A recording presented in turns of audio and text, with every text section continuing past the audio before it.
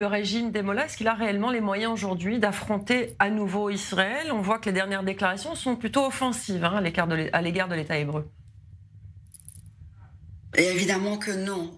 Nous avons vu, même si ils se vantent et même si malheureusement ils ont fait de multiples tirs et des attaques meurtriers à Haïfa et à Tel Aviv, et même si ils commencent à menacer maintenant l'Europe et les États-Unis, en réalité nous savons qu'ils sont vraiment affaiblis, très divisés entre eux et en effet, depuis la cinquantaine de jours où la guerre s'est arrêtée, les différentes, comment dire, il y a des multitudes d'accidents qu'ils attribuent à des accidents de gaz et qui interviennent sur des sites soit cachés, soit réellement identifiés d'armement ou des groupes de répression du régime. Ces incidents sont souvent, même si c'est pas officiellement, mais en tout cas souvent attribués à Israël. Est-ce qu'on peut aussi y voir la main d'opposants iraniens dans le pays? Certainement, certainement, nous savons que les opposants iraniens sont tout à fait conscients de la chance d'avoir un allié tel qu'Israël à leur côté. Nous sommes dans un cadre d'occupation, nous avons une population terrorisée depuis 46 ans, aucune chance de pouvoir, comment dire, venir à bout de ce régime vraiment qui ne reculera pas devant les meurtres et toutes les exactions en dehors de ces meurtres qui sont aussi faits pour terroriser. Et donc, effectivement, les opposants peuvent être complètement associés à Israël avec cet objectif commun de faire tomber ce régime. Mmh.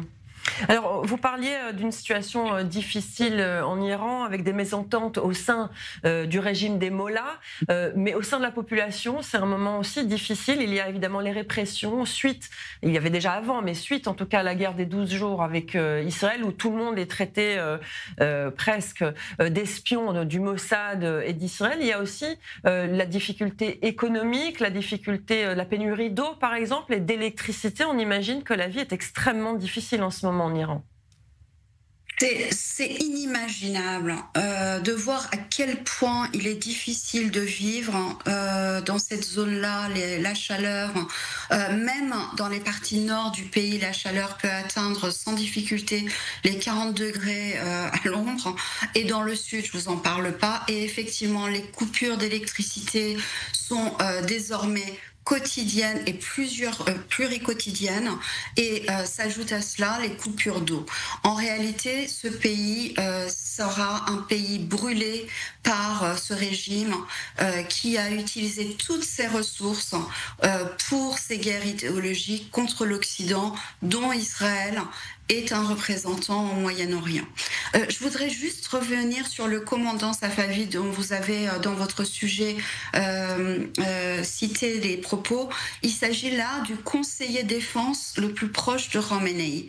Donc en réalité, alors le fait que lui il dise que la meilleure défense c'est l'attaque, on peut imaginer que ce sont aussi les éléments, en tout cas le discours qu'il tient à ce guide sanguinaire suprême qui est à la tête de ce régime islamiste meurtrier. Donc finalement, si je comprends bien, ce régime est plus préoccupé par sa guerre contre Israël que par trouver des solutions pour qu'il n'y ait plus de pénurie d'eau, qu'il y ait suffisamment d'électricité et de quoi nourrir finalement la population.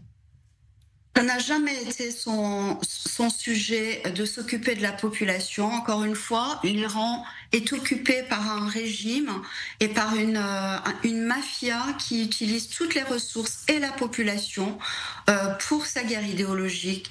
Alors, nous avons vécu ces derniers jours, au même moment où il y avait les pénuries d'eau, d'électricité, au même moment où des gens quotidiennement se suicident de manque de nourriture et de pauvreté, nous avons vécu comment dire, une distraction distribution démesurée de la part du régime pour leur fête religieuse qui s'est déroulée en Irak.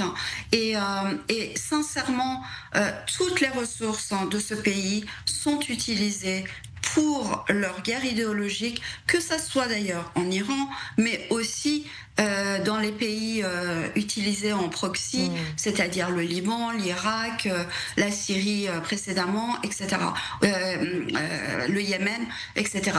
La population n'a jamais, jamais, jamais été une préoccupation pour ce régime.